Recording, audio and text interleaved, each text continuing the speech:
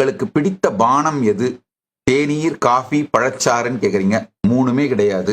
நான் ரெகுலரா குடிக்கிறது என்னன்னா வேப்பஞ்சாறும் ராத்திரியில கேஸ்ட்ராயில் விளக்கெண்ணெய்னு சொல்லுவோம். காலையில எந்திரிச்ச உடனே வேப்பஞ்சாறு, வேப்பிலை சாறு, ராத்திரி தூங்க போகும்போது கேஸ்ட்ராயில். இதுதான் நான் குடிக்கிறது. வேற எந்த காஃபி, டீ இந்த பழக்கம் எதுவுமே கிடையாது. எப்பவாவது நடுவுல இந்த ரொம்ப நேரம் வகுப்பு எடுக்கிறது, ரொம்ப நேரம் பேசுறது, இத மாதிரியான சூழ்நிலைகள்னால தொண்டை வறண்டதுன்னா சில நேரத்துல இந்த வாட்டர்மெலன் ஜூஸ் அது மாதிரி ஏதாவது கொஞ்சம் ஜூஸ் குடிக்கிறது உண்டு.